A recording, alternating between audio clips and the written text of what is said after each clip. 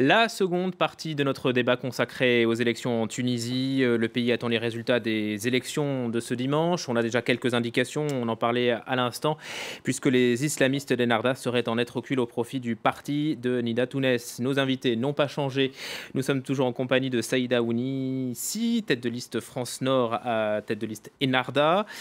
Fed Tremes, chargé de la campagne électorale de Nida Tounes France pour la circonscription France Nord. Adel Tabet, tête de liste du Front Populaire à Paris, et Belir Nabli, directeur de recherche à l'IRIS, auteur de Comprendre le monde arabe aux éditions Armand Collin. Adel Tabet, vous vouliez juste revenir très rapidement sur très rapidement pour dire les irrégularités que vous avez constatées au niveau local, c'est-à-dire à Paris. Oui, tout à fait. Il y a pas mal d'électeurs qui se sont inscrits, qui ont disparu des fichiers de l'IRI. Ça a causé pas mal de problèmes. Et nous, on demande clairement qu'il y ait de la transparence sur la manière dont les données ont été traitées, et on demande un audit du fichier des électeurs. Ça, c'est vraiment local. Et en Tunisie, vous n'avez pas vu plus globalement d'irrégularités ou de problèmes qui pourraient remettre en cause? Les observateurs européens ont reconnu que les normes internationales en la matière ont été respectées. Donc, c'est aussi un acquis à noter et non négligeable pour un pays qui ne connaît que sa seconde expérience en la matière, c'est une seconde élection libre et pluraliste. Alors maintenant que les élections viennent de se terminer et qu'on a quelques indications, place aux alliances, évidemment, tout le monde en parle, tout le monde y pense. Saïda Ounissi, est-ce que Ennahda a toujours dit qu'elle était prête à faire une alliance de circonstances? Avec qui? Alors effectivement, vous le rappelez, Ennahda, tout au long de la campagne, a dit et a affirmé, même dans la façon dont elle a formulé son programme, qu'elle était prête à gouverner en alliance. Et ce n'est pas quelque chose de nouveau pour nous, parce que nous avions déjà tendu la main à d'autres partenaires politiques en 2011. Nous avons quitté le pouvoir pour cette raison, et nous sommes toujours ouverts, bien sûr, à une coalition nationale sur programme et sur vision. Et mais vous l'avez vous avez dit ça avant les élections. Vous ne croyiez pas à la victoire, à une victoire écrasante qui aurait pu vous permettre de gouverner seul? Alors, comme tout parti démocratique qui va aux élections, nous n'avions pas prévu les résultats. Mais quand on se présente, c'est pour gagner en tout cas. Cette question de la coalition et d'un gouvernement d'union nationale a toujours fait partie de nos principes et fait toujours partie de nos principes. Et la présence, vous n'avez pas répondu à ma question, vous pourriez vous allier à quel parti? À Nida Tounes? Nous pourrions nous allier à tout parti qui respecterait à la fois une vision similaire par rapport aux grands chantiers qui sont aujourd'hui nécessaires pour le pays et qui nous donnent des garanties de démocratie. Est-ce que vous pourriez vous unir dans un gouvernement avec Ennahda? D'abord, la formation d'une coalition gouvernementale n'est pas un choix. À la lumière des résultats, aucun parti à la tête desquels le nôtre ne dispose de la majorité absolue. Donc nous sommes obligés constitutionnellement d'aller vers d'autres partis politiques pour former la majorité gouvernementale. Donc pas par Ennahda. Mais aussi, nous avons dit tout au long de notre campagne que l'intérêt général de la Tunisie prime sur l'intérêt privé de notre parti. Mais pour le moment, on ne peut pas avancer que nous allons nous allier avec tel ou tel parti. Est-ce que vous avez les mêmes idées qu'Ennahda, ou est-ce que vous avez... Je ne pense pas que nous partageons le même programme, mais une coalition, ça impose des débats et ça impose un programme de coalition qui peut rassembler plusieurs partis qui ont des points de vue différents. Des graves problèmes, ça va prendre du temps de former des alliances? Oui, forcément. Mais on est véritablement face à un choix cornélien, parce que d'un côté, il y a un pays à gérer, qui est confronté à l'urgence économique et sociale, et qui nécessiterait d'une certaine manière une unité nationale et donc une large coalition gouvernementale. Mais dans le même temps, ce qui explique en partie le fort taux d'abstention, c'est la difficulté à lire l'échiquier politique.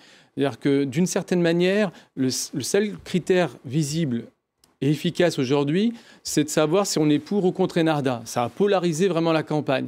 Et d'une certaine manière, si ces élections, in fine, aboutissent à une alliance entre un parti qui incarne l'opposition à Ennahda et Ennahda, là, vous risquez définitivement de sombrer dans la confusion générale du système politique qui est en train d'émerger. Donc, pour vous, la Tunisie est partagée entre les laïcs et les islamistes? Moi, je traduis... entre pro-Ennahda et anti-Ennahda. Oui, je n'ai pas dit laïque. Justement, c'est de savoir si on est pour ou si on est en capacité de s'allier ou si on est contre, on s'oppose pour telle ou telle raison.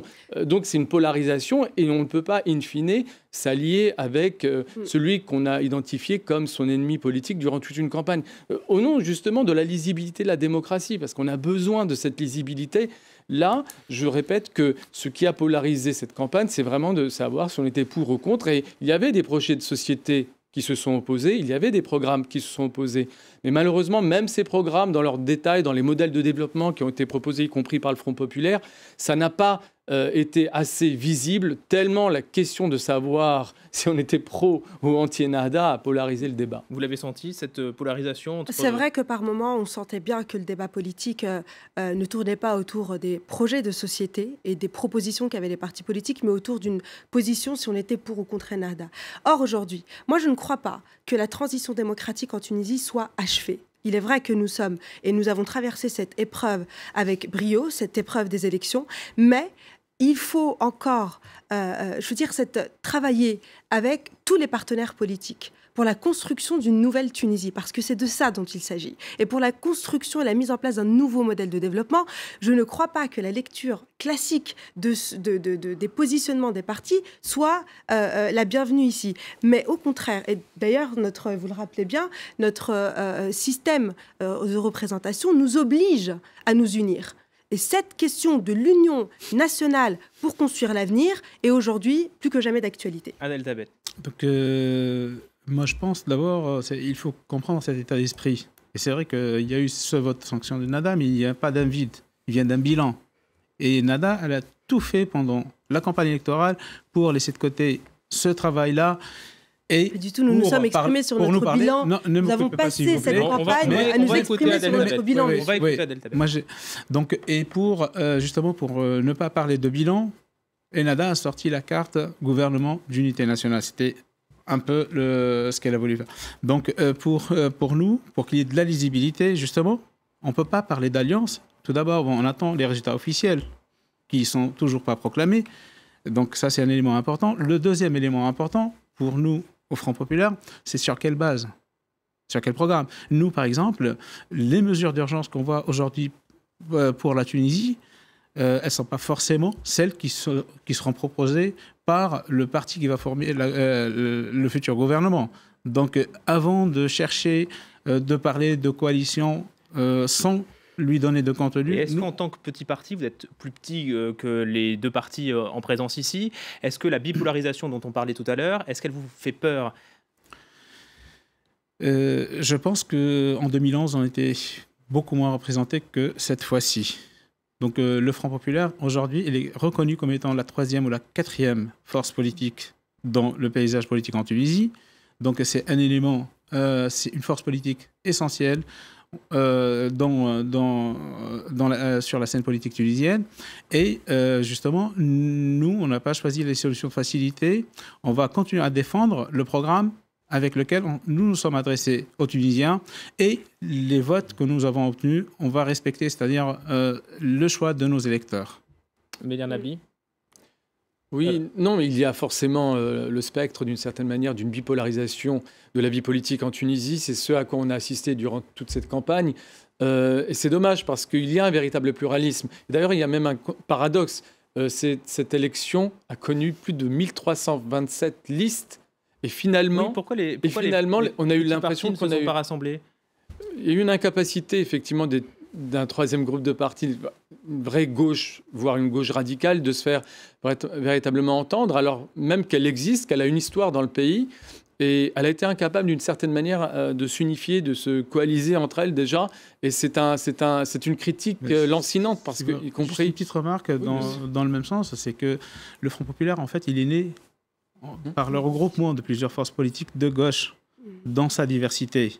Aujourd'hui, le Front populaire, il lance un appel à toutes les forces de progrès en Tunisie qu'elles tirent aujourd'hui les enseignements justement du scrutin d'hier.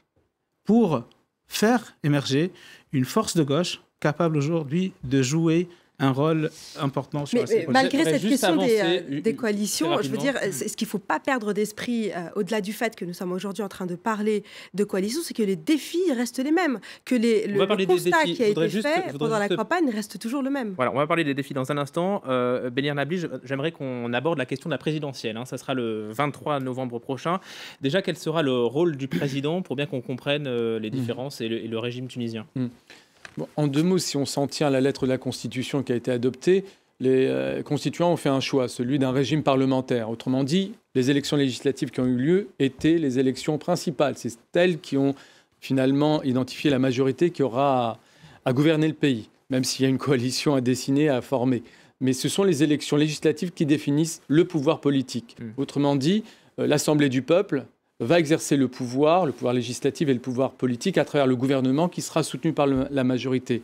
Et à contrario, le choix du régime parlementaire plutôt que le régime présidentiel signifie que les prochaines élections présidentielles seront plutôt des élections secondaires pour élire finalement une figure honorifique, mais avec des prérogatives non négligeables qui pourraient, on ne sait jamais, dans une situation d'urgence... Ça sera un peu l'image, la vitrine de la Tunisie. Exactement, mais aussi, moins que le Premier ministre. Peut-être dans des circonstances exceptionnelles, une figure d'arbitre. S'il y a une crise institutionnelle, on pourrait voir un président de la République au-dessus des partis qui pourrait jouer un rôle de figure tutélaire et essayer de... Trimèche, est-ce que ça serait le rôle que vous pourriez jouer, que votre parti pourrait jouer? Plus. En fait, moi et notre parti, nous mettons la phase électorale actuelle sous le slogan de la stabilité. Le peuple cherche la stabilité.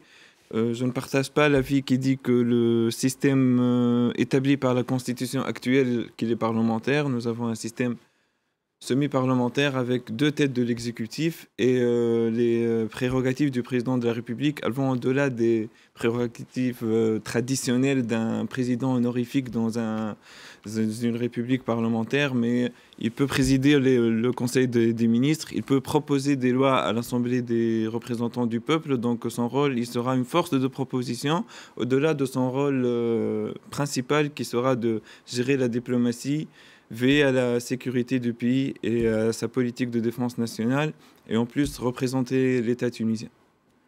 Allez-y, je vous vois sourire. Qu'est-ce qu'il y a? Non, c'est effectivement le président de la République tunisienne va être un personnage central de la Seconde République. Et pourtant, Enarda ne présente pas de candidat. Et pourtant, Enarda ne présente pas de candidat.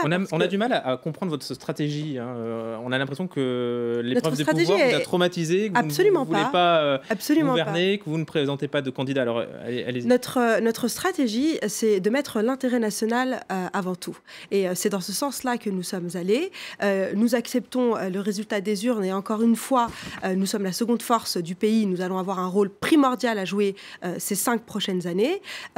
Notre stratégie, encore une fois, notre stratégie, c'est de permettre à ce que la Tunisie avance.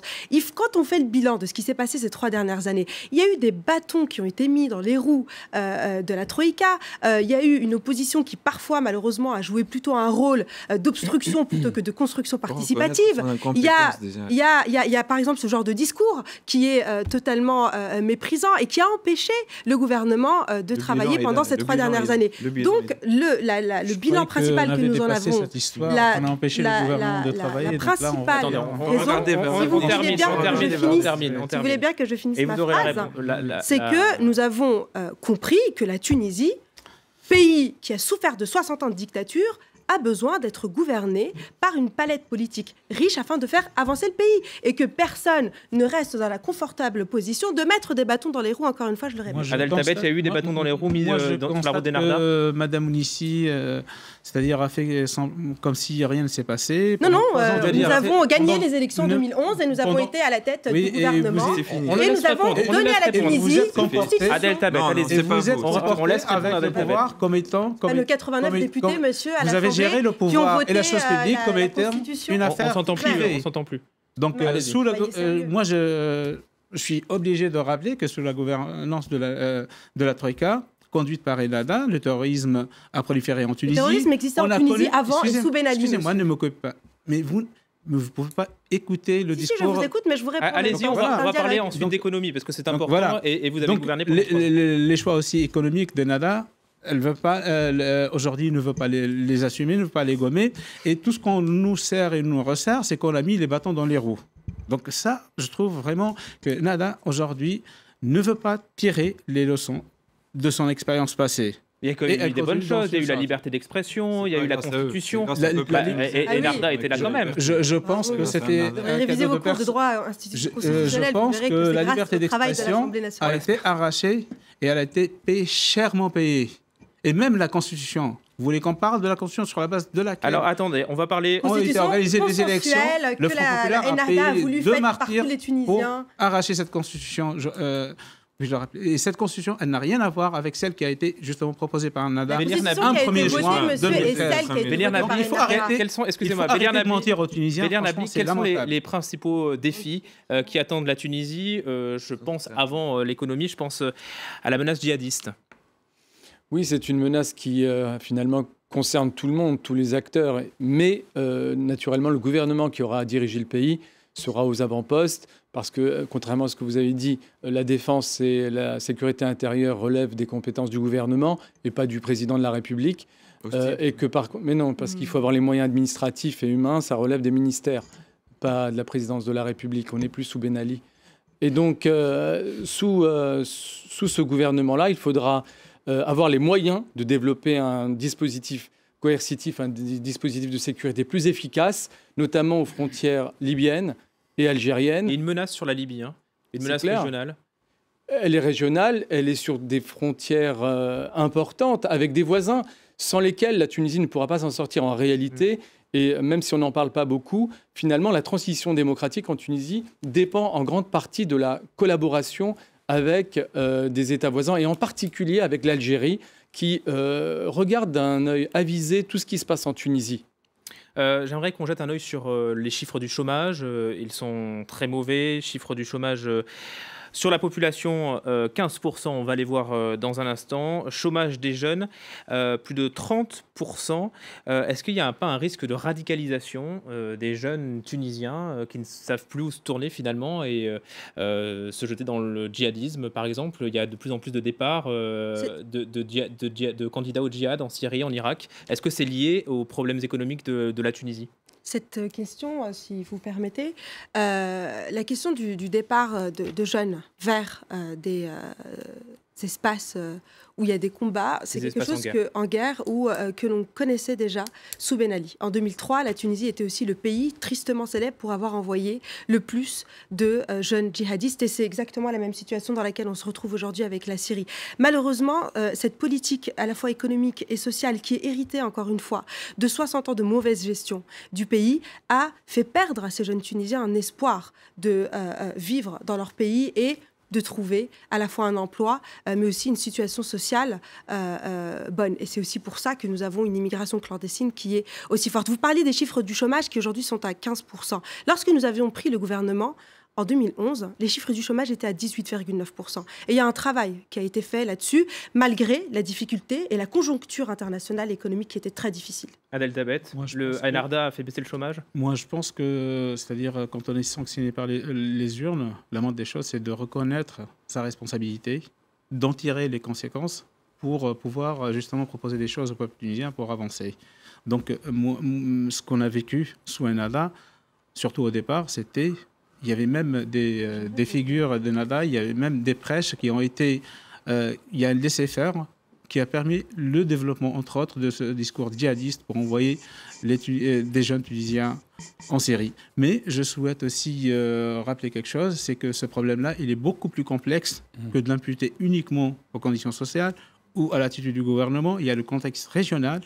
Ce qui s'est passé en Libye, il a complètement déstabilisé la région. Et là, il y a la responsabilité de l'OTAN, des puissances occidentales, mais aussi, on a vu par la suite aussi que le gouvernement de la Troïka aussi, il n'était pas... Bélir Nabi, très rapidement, et après on passe à un œil sur les médias. Oui, juste un mot pour dire qu'effectivement, le phénomène djihadiste et la menace terroriste ne datent pas de la période de transition. Il ne faudrait pas résumer ou garder cela pour l'histoire Mais dans le même temps, il faut bien reconnaître que Nahda, dans ce registre-là, a perdu un pari. Parce que lorsqu'ils ont commencé à exercer le pouvoir, ils ont fait un pari, celui de pouvoir intégrer les salafistes dans le jeu politique en leur disant « Nous sommes une communauté nationale, vous avez souffert aussi de Ben Ali, entrez dans le jeu démocratique qui se dessine ». C'est un pari qui n'a pas du tout réussi, il a même échoué, puisque les salafistes ont opté plutôt pour le djihadisme. Et donc pour la violence politique. En une phrase, c'est pour ça qu'Ennahda en a tiré les conséquences et sous le gouvernement d'Ali Larayed a marqué et inscrit l'organisation Ansar Sharia comme organisation terroriste. Merci beaucoup à vous tous. Vous restez avec nous. On va accueillir tout de suite Karim Yayaoui pour un œil sur les médias.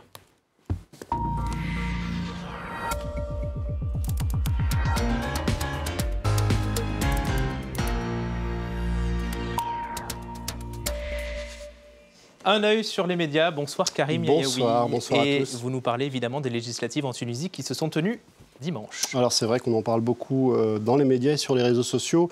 Le site du journal tunisien Le Temps évoquait cette élection comme le plus grand rendez-vous électoral de l'histoire contemporaine de la Tunisie, rien que ça. Le site du Monde en France, évidemment, s'est largement attardé à ce qu'il considère être une recomposition, un rééquilibrage des forces politiques dans le champ politique tunisien. Alors sur les réseaux sociaux, il y a eu pas mal de réactions. Certains, comme ce journaliste Alexandre Boukianti, considèrent que la Tunisie a eu raison d'être patiente. Elle a attendu que la tempête se calme avant de se lancer dans les élections qui se sont déroulées plutôt dans de bonnes conditions. Autre article à lire sur ce site internet, celui de l'économiste maghrébin qui titre sur un peuple arabe qui dit non aux islamistes par les urnes et sans les armes. Alors on peut considérer que ce titre n'est pas forcément très fin, très subtil, puisque du côté d'Ennahda, on obtient tout de même un certain nombre de résultats. Deuxième force politique du pays, rien ne se fera sans nous, je le répète encore une fois. Alors c'est exactement ce que j'étais en train de souligner, même si il y a un certain nombre d'articles qui reprennent un petit peu cette tonalité, en France aussi. Marianne, la Tunisie vote laïque, avec un article de Martine Gozlan qui est très dur vis-à-vis d'Ennahda, en expliquant que les frères musulmans tunisiens payent leur échec social et leur compromission avec les groupes salafistes violents. Alors sur les réseaux sociaux, notamment sur Twitter, certains trouvent que c'est un petit peu facile de parler de laïcs en évoquant Nida Tounes, parce que c'est vrai que c'est un groupe assez hétéroclite. Il y a d'anciens proches de Ben Ali, il y a tout un tas de groupes qui se sont rassemblés pour mettre en échec Ennahda.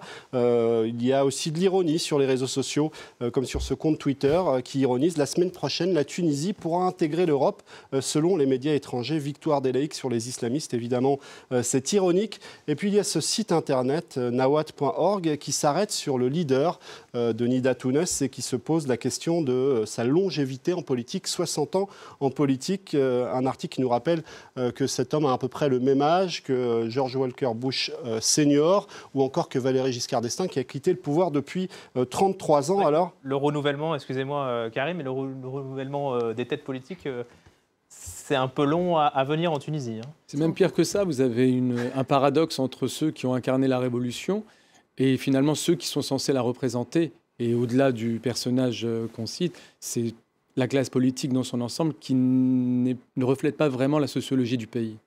Karim. Alors cet article est assez précis, en tout cas sur le parcours de cet homme politique, puisqu'il y a même un petit visuel qui le compare à d'autres hommes politiques qui ont quitté l'espace politique depuis très longtemps. Alors l'article pose clairement la question: est-ce qu'on peut parler de démocratie avec quelqu'un qui est au pouvoir depuis presque 60 ans, ou qui participe au pouvoir depuis aussi longtemps? Autre élément évoqué dans les médias, c'est les femmes, symbole de la citoyenneté pendant l'élection en Tunisie. Il y avait pas mal de réactions et pas mal de photos. Celle-ci a fait le tour des réseaux sociaux, celle de cette mariée qui a abandonné sa fête pour aller voter, ou encore celle de cette femme de 114 ans, paraît-il, qui a fait son devoir électoral. Vous mettez son âge en cause, hein. Non, pas du tout. Elle était motivée et c'est très courageux de sa part. Et puis, dernière image, celle de la veuve de M. Brahimi qui sera députée. C'est un symbole que soulignaient beaucoup sur les réseaux sociaux aujourd'hui. Et on se quitte sur cette information. Merci beaucoup Karim Yayaoui pour cet œil sur les médias. Merci à vous tous d'avoir accepté notre invitation. Tout de suite, un nouveau journal sur France 24. À demain.